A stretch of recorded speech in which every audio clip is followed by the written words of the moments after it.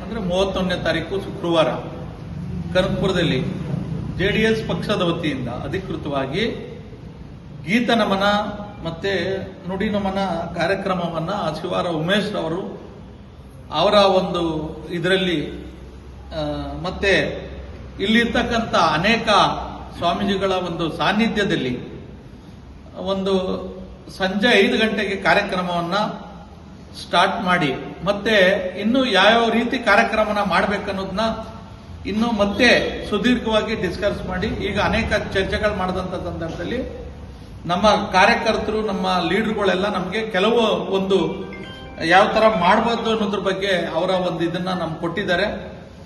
ಅದರಂತೆ ನಾವೆಲ್ಲ ಸಾಮೂಹಿಕವಾಗಿ ಇದನ್ನ ಒಂದು ದೊಡ್ಡ ಕಾರ್ಯಕ್ರಮನ ಒಂದು ಮುನ್ಸಿಪಲ್ ಹೈಸ್ಕೂಲ್ ಗ್ರೌಂಡ್ನಲ್ಲಿ ಏನು ಚೆನ್ನಮ್ಮನವರು ಅಂದ್ರೆ ಜೆಡಿಎಸ್ ಪಕ್ಷ ಇವತ್ತೇನಾದ್ರೂ ಈ ದೇಶಕ್ಕೆ ಪ್ರಧಾನಮಂತ್ರಿ ಕೊಟ್ಟೈತೆ ಮತ್ತೆ ಮುಖ್ಯಮಂತ್ರಿ ಕೊಟ್ಟೈತೆ 2 ಬಾರಿ ಅಂತ ಹೇಳಿದ್ರೆ ಅದು ಚೆನ್ನಮ್ಮವ್ರನ್ನ ಕಾಣಿಕೆ ಅಂತ ಈ ಸಂದರ್ಭದಲ್ಲಿ ನಾನು ಹೇಳಕ್ಕೆ ಇಷ್ಟಪಡ್ತೇನೆ. ಅನೇಕ ಇವತ್ತು ಬೇರೆ ಇದರಲ್ಲಿ ಮಂತ್ರಿಗಳು ಇರ್ಬೋದು, MLAಗಳು ಇರ್ಬೋದು, ಗೆದ್ದಿರ್ಬೋದು. ಆ ಒಂದು ಸಂದರ್ಭದಲ್ಲಿ ಪಕ್ಷ ಕಟ್ಟುವಂತ ಸಂದರ್ಭದಲ್ಲಿ ದೇವೇಗೌಡರಿಗೆ ಬೆನ್ನೆಲುಬಾಗಿ ನಿಂತ್ಕೊಂಡು ಆ ಕುಟುಂಬದ ನಿರ್ವಹಣೆ ಮಾಡಿದಂತ ಸಂದರ್ಭದಲ್ಲಿ ಬಂದಂತ ಜನಕ್ಕೆ ತೋರಿಸಿದಂತ ಪ್ರೀತಿ, ವಿಶ್ವಾಸ, ಮಮತೆ ಇವತ್ತು ಕೂಡ ಯಾರು ಕೂಡ ಮರೆಯಲಕ್ಕಾಗದೇ ಇಲ್ಲ. ನಮ್ಮ ಪಾರ್ಟಿಲಿ ಇರ್ಬೋದು, ಬೇರೆ ಪಾರ್ಟಿಗೆ ಹೋಗಿರ್ಬೋದು, ಅವರು ಕೂಡ ಇವತ್ತು ಆ ಒಂದು ನೆನಪಿಸ್ಕೊಳ್ತಾರೆ. ಅವರ ಒಂದು ಭಾವನೆ, ಅವರ ಒಂದು ಮಮತೆ, ಅವ್ರು ಕೊಟ್ಟಂತ ಊಟ, ಅವ್ರು ನೋಡ್ಕೊಂಡಂತ ರೀತಿ, ಅವ್ರದೇ ಒಂದು ತ್ಯಾಗ ಅಂತ ನಾವು ಈ ಸಂದರ್ಭದಲ್ಲಿ ನಾವು ಹೇಳಕ್ ಬಯಸ್ತೀವಿ. ಯಾವುದೇ ಅವರಲ್ಲಿ ಕಲ್ಮಶನೂ ಇಲ್ಲ, ಯಾರೋ ಒಬ್ಬರ ಮೇಲೂ ದ್ವೇಷ, ಅಸೂಯೆನೂ ಇರಲಿಲ್ಲ.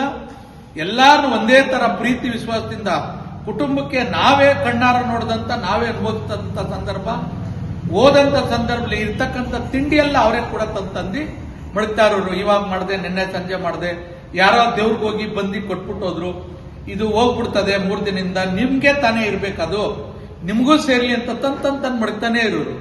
ಏನಾರು ಅವರು ಭಟ್ರು ಮನೇಲಿ ಇದ್ದಂತ ಸಂದರ್ಭದಲ್ಲಿ ಕೂಡ ಅವರೇ ಹೋಗಿ ಕಾಫಿ ತಿಂಡಿ ಮಾಡ್ಕೊ ಬರ್ತಾ ಇದ್ರು. ದೇವೇಗೌಡರು ಸಾಹೇಬ್ರು ಕುತ್ಕೊಂಡು ನೋಡು ಕನಕಪುರ ಲೀಡರ್ ಬಂದವ್ರೆ ಏನಾರು ಇದ್ದದೆ ಅಂತ ಅಂದ್ರೆ ನಾನೇ ಮಾಡ್ಕೊ ಬರ್ತೀನಿ ರೀ ಅಂತ ಬಂದು ಅಂತ ಒಂದು ತ್ಯಾಗ, ಅಂತ ಒಂದು ಇದು ನಾವೆಲ್ಲೂ ಕೂಡ ನೋಡಕ್ಕೂ ಆಗಲ್ಲ, ಅನುಭವಿಸಕ್ಕೂ ಆಗಲ್ಲ. ಅಂತ ಒಂದು ಇದನ್ನ ನಾವು ಕಣ್ಣಾರೆ ನೋಡಿದಂತ ದೃಶ್ಯಗಳವು. ಅಂತ ಒಂದು ತಾಯಿನ ಒಂದು ಕಾರ್ಯಕ್ರಮವನ್ನ ನಾವು ಕನಕಪುರದಲ್ಲಿ ವಿಶೇಷ ರೀತಿಯಾಗಿ ನಮ್ಮದೇ ಆದಂತ ಒಂದು ಇದರಲ್ಲಿ ನಾವು ಮಾಡೋಣ ಅದನ್ನೆಲ್ಲ ಅಂತ ಹೇಳಿ ನಾವೇನು ಕನಕಪುರ ತಾಲೂಕಿನಾದ್ಯಂತ ಎಲ್ಲಾ ಲೀಡರ್ಗಳಿಗೂ ಕೂಡ ನಾವು ತಿಳಿಸಿಕೊಟ್ಟು ಕೆಲವೊಂದು ಲೀಡರ್ಗಳು ಮಾತ್ರ ನಾವಿಲ್ಲಿ ಇನ್ವೈಟ್ ಮಾಡಿ ಅದರ ಪ್ರಕಾರನೇ ಏನು ಯಾರ್ಯಾರು ಯಾವ್ಯಾವ ರೀತಿ ಸಹಮತವನ್ನು ವ್ಯಕ್ತಪಡಿಸಿ ಮತ್ತೆ ಕೆಲವೊಂದು ಇದನ್ನು ಕೂಡ ಹೇಳಿದ್ದಾರೆ.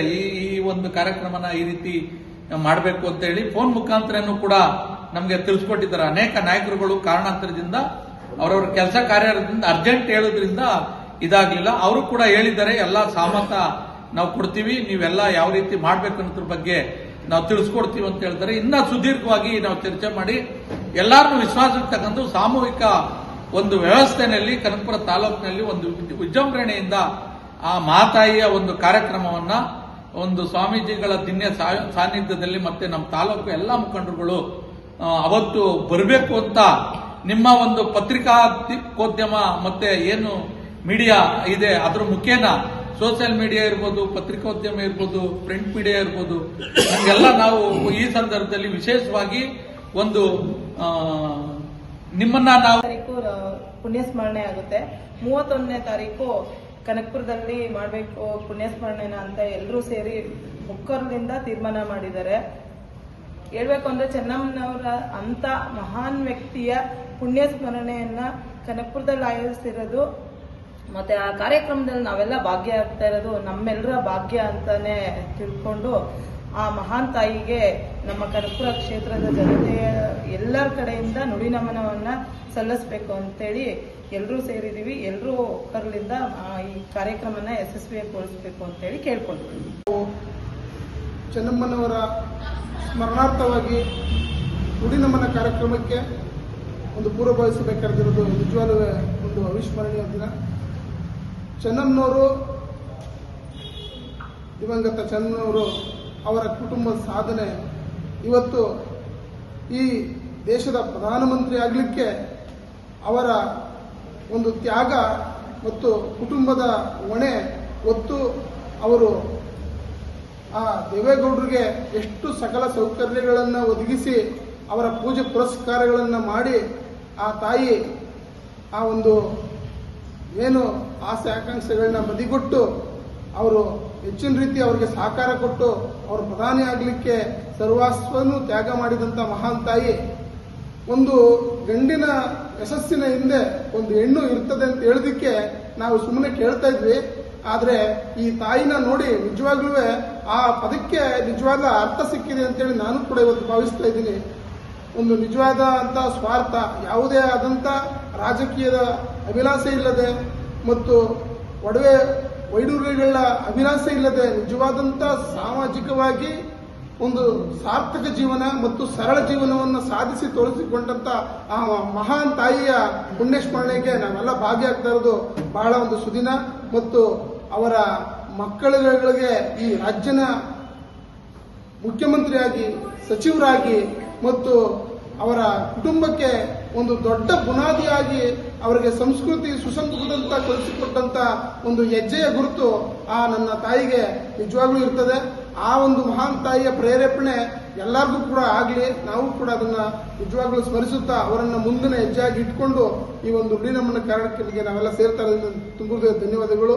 ಮಾತಾಡುವಂತ ಅವಶ್ಯಕತೆ ಕುಮಾರಣ್ಣನವರ ತಾಯಿ, ಅದರಿಂದ ನಾವು ಗೀತ ಗಾಯನ ಮತ್ತು ನುಡಿ ನಮನ ಕಾರ್ಯಕ್ರಮವನ್ನು ನಮ್ಮ ಕನಕಪುರದ 4 ಜನ ಸ್ವಾಮೀಜಿಗಳು, ಮರಳೆಗವಿ ಮಠ, ಶಿವಗಿರಿ ಕ್ಷೇತ್ರದವರು, ದೇಗ್ಲು ಮಠ, ಬಿಲ್ಪತ್ರೆ ಮಠ, ಆಮೇಲೆ ಇನ್ಯಾ ಸ್ವಾಮೀಜಿಗಳು ಬಂದರೆ 5 ಜನ ಸ್ವಾಮೀಜಿಗಳು, ಆಮೇಲೆ ನಮ್ಮ ಕನಕಪುರದ ಅದೇ ಅವರು ಸಾಹಿತಿಗಳು, ಎಲ್ಲೇಗೌಡರು, ಈ ಕೂಗಿಗಿರಿಯಪ್ಪನವರು, ಹೋರಾಟಗಾರರು, ಕುಮಾರಸ್ವಾಮಿ, ಈ ಥರದವ್ರು ಅವರೊಂದು 4 ಜನ, ನಮ್ಮ ಪಕ್ಷದವರು, ಆಮೇಲೆ ನಮ್ಮ ಬಿಜೆಪಿಯ ನಮ್ಮ ಮಿತ್ರ ಪಕ್ಷವಾದ ಬಿಜೆಪಿಯವರು, ಅವರು ಸೇರಿದಂಗೆ ಕಾರ್ಯಕ್ರಮವನ್ನು ಮಾಡಬೇಕು.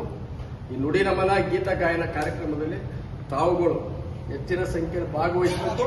ಸ್ನೇಹಿತರು ಮತ್ತೆ ನಾವು ಬರುವುದಲ್ಲ, ಈಗ ನಮ್ಮ ಮನೇಲಿ 10 ಜನ ಇದ್ದೀವಿ, 10 ಜನರು ನಾವು ಕರ್ಕೊಂಡು ಬಂದಾಗ ಅದಕ್ಕೊಂದು ಕಳೆಯಿರ್ತದೆ. ದಯಮಾಡಿ ನಿಮ್ಮ ಕುಟುಂಬ ಸಮೇತರಾಗಿ ನಮ್ಮ ಪಕ್ಷದ ಮುಖಂಡರುಗಳು, ಕಾರ್ಯಕರ್ತರು ಎಲ್ಲರೂ ಫೋನ್ ಮುಖಾಂತರ ಅವರು ಸ್ವಂತ ಇಚ್ಛೆಯಿಂದ ಬರಬೇಕಿದ್ದು. ಯಾಕೆಂದ್ರೆ ದೇವೇಗೌಡರು ಮನೆಯ ಒಂದು ದೇವತೆಯನ್ನ ಕಳ್ಕೊಂಡಿರುವುದು ಈ ರಾಜ್ಯಕ್ಕೆ, ರಾಷ್ಟ್ರಕ್ಕೆ ಒಂದು ತುಂಬಲಾರದ ನಷ್ಟ ಆಗಿದೆ. ಆದ್ರಿಂದ ತಾವುಗಳು ಈ ಕಾರ್ಯಕ್ರಮವನ್ನು ಯಶಸ್ವಿಗೊಳಿಸಬೇಕು, ನಮ್ಮ ಲೀಡರ್ಗಳು ಮೇನ್. ಅದರಿಂದ ಇಲ್ಲಿ ಆಗಮಿಸಿರುವಂಥ ಎಲ್ಲ ಲೀಡರ್ಗಳಲ್ಲಿ ನಮ್ಮ ಪಕ್ಷದ ಮುಖಂಡರುಗಳು ಮತ್ತೊಮ್ಮೆ ಮನವಿ ಮಾಡ್ತಾ ಇದ್ದೀವಿ.